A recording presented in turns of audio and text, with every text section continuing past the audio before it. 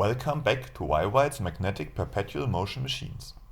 Once again, I watched a video on YouTube in which the makers assemble a zero-energy machine and then run it as if it actually works. You can find the link to the video in my video description. I have recreated this machine and show, with the help of my gravitational simulation, why this free energy motor cannot work.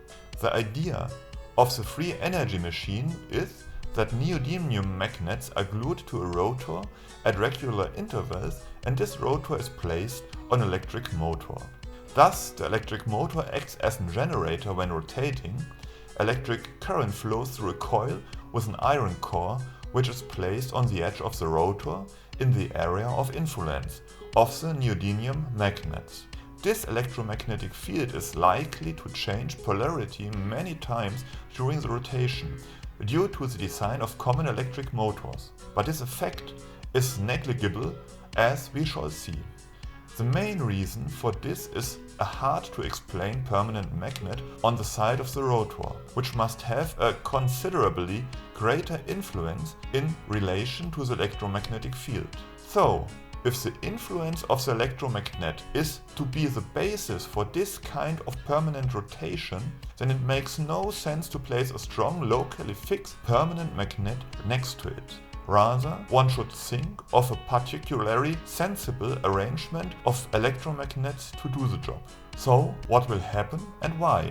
The strong permanent magnet prevents the rotary movement from starting, and thus a sufficient flow of current for the electromagnet. Even if you start with a stronger initial rotation, the permanent magnet would act like a brake, and the electromagnet will have less influence even at higher speed, because it suffers from massive energy loss due to the poor efficiency and the small influence of the electromagnet. Polarity reversal can also be neglected.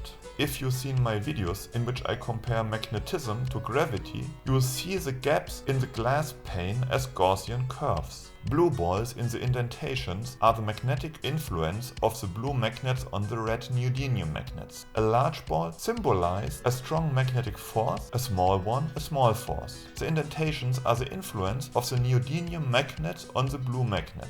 As a result, a ball is drawn into the cavity by gravity. As you can see, the influence of the permanent magnet is so great in slowing down that starting the system is hopeless.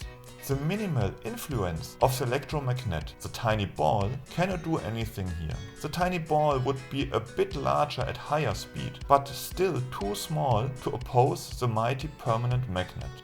As a conclusion, the original video is well done when it comes to the manual skills of building a machine, but self-perpetuating spin is not possible here. If you are interested, you can see my method of relating gravity to magnetism on my channel.